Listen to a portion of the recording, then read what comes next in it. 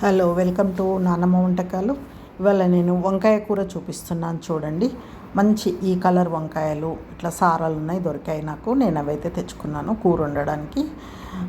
కొత్తిమీర, పచ్చిమిర్చి, 2-3 ఎల్లిపాయలు, పచ్చి కొబ్బరి, ఉల్లిపాయలు,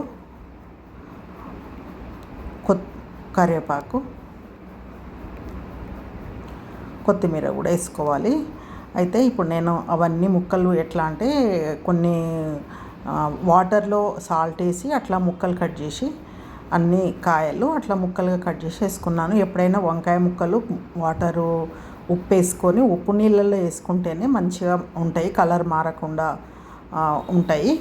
ఇంకా ఉల్లిగడ్డలు కట్ చేసుకొని స్టవ్ ఆన్ చేసి కడాయి పెట్టుకొని ఆయిల్ వేసుకున్నాను. ఆయిల్ వేడెక్కినాక ఆనియన్స్ వేసాను. ఫస్ట్ అయితే చూడండి, మనకు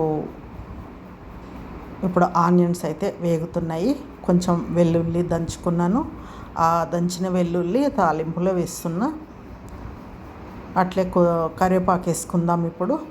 చూడండి, కరివేపాకు అయితే మనము మెంతి కూర వేసుకుంటే బాగుంటుందండి. ఫ్రెష్ మెంతి కూర అయినా కూడా నా దగ్గర ఫ్రెష్ అయితే లేకుండే నేను కస్తూరి మెతి అని నేను ఇంట్లోనే చేసి రెడీగా పెట్టుకుంటాను. నాకు సంవత్సరం అంతా వస్తుంది అది వేసుకుంటున్నాను తాలింపులో. కొంచెము చాలా మంచి స్మెల్ వస్తుంది మనకు. ఎల్లిపాయ వేసాం కదా, ఉల్లిగడ్డ ఎల్లిపాయ ఈ 3 వేగుతూ ఉంటాయి. మనకు చాలా మంచి స్మెల్, మనకు చాలా బాగుంటుంది ఆ స్మెల్. కొంచెం పసుపు, అది వేగుతుంటే కొంచెం పసుపు వేసుకోవాలి. పసుపు వేసి అదంతా కలిపేసి ఇప్పుడు వంకాయ ముక్కలు యాడ్ చేసుకోవాలి అందులో. చూడండి, అట్లా ఉప్పు నీళ్ళల్లో వేసుకుంటే తెల్లగా ఉంటాయి వంకాయ ముక్కలు. అట్లా పోపులో యాడ్ చేసుకోవాలి. పోపులో వేసి అన్నీ మంచిగా కలిపి ఒక 2-3 నిమిషాలు మగ్గేటట్టుగా పెట్టుకోవాలి. ఈ కూర అయితే చాలా బాగుంటుందండి, చాలా టేస్టీగా ఉంటుంది. మనకు చపాతీకి కానీ రైస్కి కానీ చాలా వెరైటీగా. పచ్చి కొబ్బరి వేస్తాం కదా, చాలా కమ్మగా ఉంటుంది. నేను తాలింపులో ఇట్లా వంకాయ ముక్కలు వేసిన తర్వాత కొంచెం పచ్చిశనగపప్పు కూడా వేసాను. ఈ పచ్చిశనగపప్పు అది ఇష్టం అండి, నేనైతే దాదాపు వేస్తూ ఉంటాను అట్లా. అది కూరతో పాటు మంచిగా మగ్గి మనకు కూర తింటున్నప్పుడు అక్కడక్కడ పప్పు తగులుతూ ఉంటే చాలా టేస్టీగా చాలా బాగుంటుంది అట్లా. అందుకని వేస్తాను నేను. ఈ లోపల మనం పచ్చిమిర్చి గ్రైండ్ చేసుకుందాము. మనకు సరిపోయినన్ని, మనకు కారం ఎంత తినేదాన్ని బట్టి. పచ్చిమిర్చితో పాటు 2-3 ఎల్లిపాయలు వేసాను. పచ్చి కొబ్బరి ముక్కలు ఒక హాఫ్ చిప్ప తీసుకొని వేసిన, కట్ చేసి అది గ్రైండ్ చేసుకోవాలి. పచ్చి కొబ్బరితోటి చాలా టేస్ట్ వస్తుంది, హెల్త్కి కూడా చాలా మంచిది.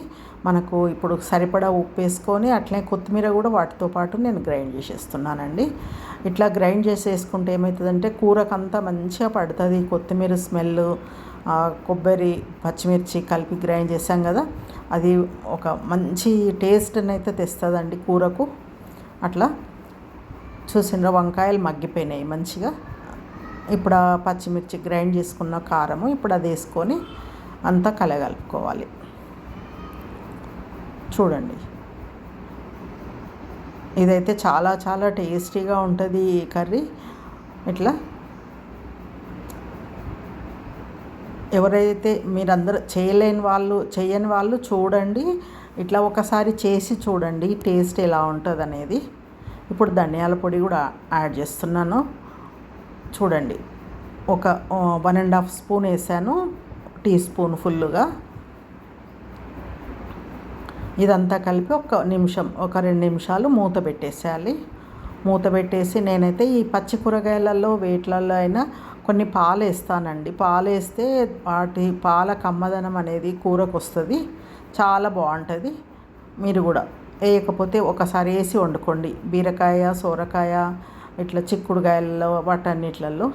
నేను ఇందులో కొంచెం బెల్లం యాడ్ చేస్తున్నానండి. అది టేస్ట్ మనకు చెప్తే కానీ తెలుస్తుంది వేసినాము అనేది. ఇట్లా చాలా బాగా వస్తుంది టేస్ట్. ఏమన్నా వంకాయలు కొంచెం కనరు ఉన్నా కూడా పోతుంది అన్నట్టు ఆ బెల్లంతో.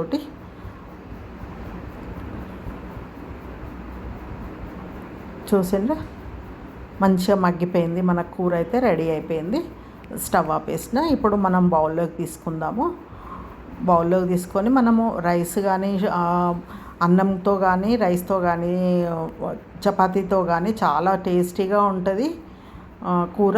మీరు కూడా చూడండి, చెయ్యండి. ఇట్లా వెరైటీగా ఎప్పుడు చేసే వాళ్ళకైతే వెరైటీ అనిపించదు, కానీ చేయని వాళ్ళకి వెరైటీగా అనిపిస్తుంది. మీరు కూడా టేస్ట్ చేయండి, చాలా బాగుంటుంది. ఎక్కువ మసాలా లేకుండా హెల్త్ వైజ్ మంచిగా ఉంటుంది. అట్లా అదిగో చూడండి, కొంచెం కొత్తిమీర పైనుంచి వేసాను. మళ్ళీ ఇదైతే చాలా మీరు కూడా చూడండి, చేయండి, సబ్స్క్రైబ్ చేయండి. Thank you for